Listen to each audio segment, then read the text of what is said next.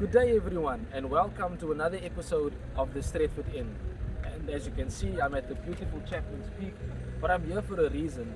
And this is basically how Pep Guardiola feels right now after the thrashing they gave Liverpool. And it's something that I think we all didn't expect as much, but we did expect City to turn up.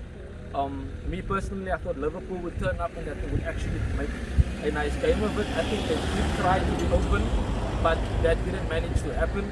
So it was something that was very, very difficult to take. But we have to accept that they are the better team. They have the better players, from player to player right across the 11. They know what they're doing. They've got a few title winners in their team. And Guardiola and the team looks like they found their charm.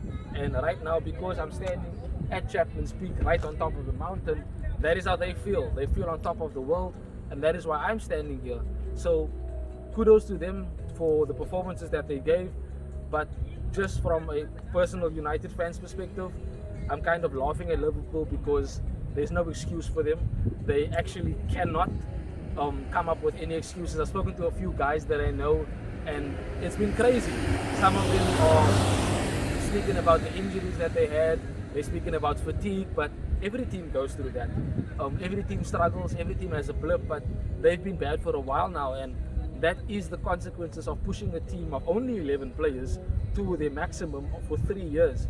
And it is something that is being seen now, and they are being exposed because Klopp's style of play, the Gegen style, is basically being exposed by all of the teams now. They try to press and people play around them, and that's how they are getting beaten because they don't have their Virgil van Dijk at the back, which basically does all of their defensive work. Alisson completely upstaged the gear with two errors which completely cost his team the points. But on to what we actually are here for today. I want to speak about the game against Everton, and it was a very, very strange game, should I say. I feel sorry for Bruno because of the amazing and Cantona-esque goal that he scored. I feel that the goal didn't deserve the result that we got, and we have to put a bit of blame on David de Gea. He actually, for two of the goals, basically he could have done better. The first one from the cross from Calvert-Lewin to the Corey, it wasn't a difficult and a powerful cross in the end. It was something that he could have just took into his hands, but he chose to punch it and he did it straight into the Corey, and that was, the 2-1 that actually caused Everton to have a bit more confidence and gave Ancelotti a bit more impetus to go forward. And obviously in the last dying minutes, when all we had to do was defend well, a substitution made by Ole bringing on Tuanzebe, which was something that didn't make sense because it kind of showed Everton that we set back to defend, and that was something that was not needed. We didn't need that because we were in the lead, so we should have rather added someone to help us hold the ball. Maybe put on someone like Donny van de Beek who would have helped us keep the ball, because I feel once we lost Paul Pogba, it became a sense of us not being able to have possession in midfield. I feel that we completely lost the strength in midfield that we had when Pogba went off, and that was something that we needed because he was able to hold on to the ball. When Fred came on, he done well, but here and there he misplaced a few passes, he rushed into tackles, and he wasn't really helping and assisting. But throughout the team, we were performing well, we were doing well. As I said, the first goal that we scored was absolute class. The only good thing that Rashford did in the game was that fantastic cross to the back post where Cavani was, and Cavani doing what he does on a daily basis. Heading he basically does, and you could say it's his breakfast, So he basically put it into the back of the net, and that's what we know he can do. And I say that was the only good thing that Rashford did, because other than that he had an average game. A bit of bad decision making here and there, moments where he could have done better and he could have possibly gotten himself a goal. But again, his decision making definitely needs to be better. He needs to stop being selfish so that we can definitely score more goals when we do attack. The second goal, I spoke about everything about the second goal with Bruno, from the immediate slip over the ball going straight to Aaron Wan-Bissaka, and then it being laid off back to him, and the way he hit the ball. And Bruno, as Ole said in his post-match press conference, he can hit the ball any which way, and he basically hit it with a bit of dip and a bit of swerve, and it went into the top corner on, you know, the left hand side, Jordan Pickford's right hand side, and that basically showed two moments of history. David Beckham doing it against Tottenham Hotspur, where we won the league, you know, a couple of years back, and also when Cantona did it, you know, and his celebration as well was Cantona-esque. It showed a bit of arrogance, but it showed that we are here, you know, to make a statement. But again, I have to say that I do not think we are title challengers. I have to be honest. Attack wins you games, but defense wins you titles. That has always been the case, and our defense is not the greatest yet.